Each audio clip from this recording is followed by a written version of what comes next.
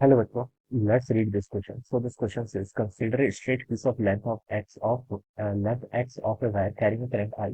Let PV point on the perpendicular bisector of the piece situated at a distance of d from the middle point. So that for d much greater than x, the magnetic field at P varies as 1 over d square, whereas for d much less than x, it varies as 1 over d. ठीक है, magnetic field की distance पर dependency बतानी है इसकी, ठीक है। तो इस क्वेश्चन का मतलब पी कॉन्सेप्ट आपका लिखिए, मैग्नेटिक फील्ड लिखिएगा किसके कारण, स्ट्रेट वायर के कारण, ठीक है।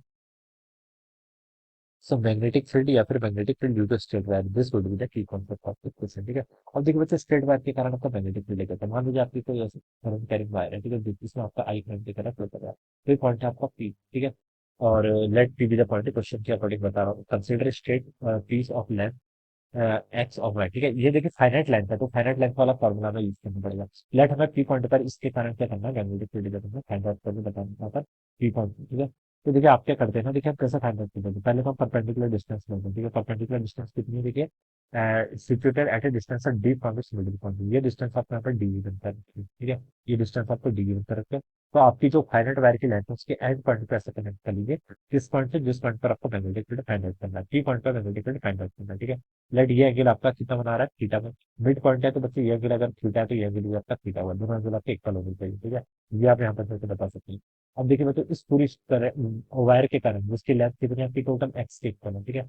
टोटल लेंथ कितनी, एक्स के इक्वल हमसे क्वेश्चन बोला गया, ठीक है। इसके कारण आपको क्या बताया, यहाँ पर मैग्नेटिक फील्ड फाइंड आउट करना है। तो देखिए बच्चों, हमें पता है मैग्नेटिक फील्ड का formula because of a finite current carrying element कितना होता है, v naught i divided by बच्चों कितना होता है आपका, 4 पाई डी टाइम्स होता है आपका sine of alpha plus sine beta, ठीक है। यहाँ पर अल्फा बीटा कितना है, थीटा थीटा के इक्वल है, तो दोनों का ऐड कर लीजिए, साइन बीटा प्लस दूसरा भी कितना होता है आपका साइन बीटा, ठीक है। ऐसा ऐड कर लीजिए, ठीक है। This is the formula of the magnetic field, या तो आपका मैग्नीट्यूड है मैग्नेटिक फील्ड का, सिंपली बी से रिप्रेजेंट कर रहा है, ठीक है।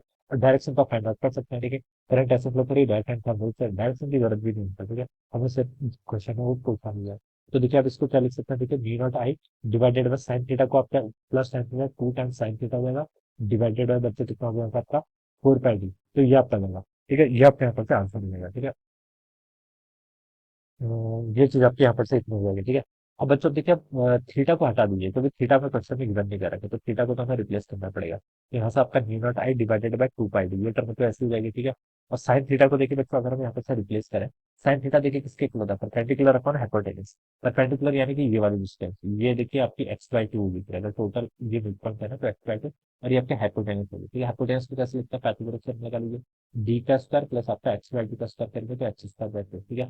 तो साइन थीटा हो जाएगा आपका परपेंडिकुलर अपॉन परपेंडिकुलर तो आपका x/2 हो जाएगा, डिवाइडेड बाय हाइपोटेन्यूज, हाइपोटेन्यूज देखिए कितनी जाएगी आपका, डी का स्क्वायर प्लस आपका एक्स का स्क्वायर बाई 2, ठीक है, दिया जाएगा, ऑलराइट। तो ये आपका मैग्नेटिक फील्ड आ गया, ठीक है। तो ये आपका फाइनल आंसर हो गया। अब देखिए, अब आपको इसका रिजल्ट डायरेक्ट करना है। रिजल्ट क्या बोल रहे थे, देखिए सो दैट फॉर डी, ठीक है, पहला सिचुएशन क्या, for D much greater than x, अगर ये वाली सिचुएशन होगी तो, ठीक है। अगर डी बहुत बड़ा है एक्स से, तो हम ये बता सकते हैं कि आपका डी स्क्वायर तो और भी ज्यादा बड़ा हो जाएगा फिर एक्स स्क्वायर से, ठीक है। अगर आपका डी क्या है, ग्रेटर देन 1 से वैल्यू होती है तभी कंडीशन सेटिस्फाई होती है, ठीक है। तो यहाँ से देखिए आप क्या कर सकते हैं, डी आपका एक्स से ग्रेटर है तो इस टर्म को आप नेग्लेक्ट कर लीजिए, एक्स स्क्वायर प्लस फोर को नेग्लेक्ट कर लीजिए, ठीक है।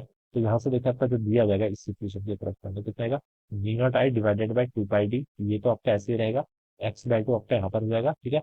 और यहाँ पर सर x² बाई 4 को फिर इग्नोर कर लीजिए, ठीक है।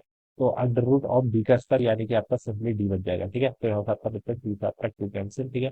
तो ये हो गया आपका new not I x divided by आपका पाई डी का स्क्वायर, ठीक है। तो यहाँ से मैग्नेटिक फील्ड देखिए, न्यू नॉट आई एक्स पाई ये तो सब कांस्टेंट है, ठीक है। तो और ये आपका मैग्नेटिक फील्ड 1/d² के प्रोपोर्शनल है, इसके प्रोपोर्शनल है 1/d², ठीक है। यही बोला भी जाता है, ठीक है।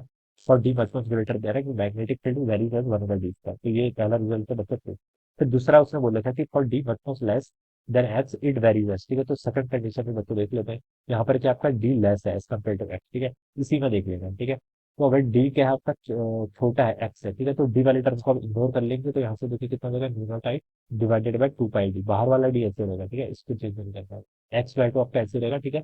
और यहाँ पर आपका देखिए, इस डी अगर छोटा है तो डी स्क्वायर और भी ज्यादा छोटा होगा, ठीक है, x² बाय 4 से। तो यहाँ पर आप x² बाय 4 को बाहर लेके आएंगे तो आपका x/2 बच जाएगा, ठीक है। x² बाय 4 अंडर रूट के अंदर है ना, डी को तो हमने यहाँ पर इस बार हमने डी को 0 एज्यूम कर लिया, तो x² बाय 4 का अंडर रूट करेंगे तो कितना होगा, x/2 से ऊपर x/2 से नीचे वाला भी कैंसिल हो जाएगा।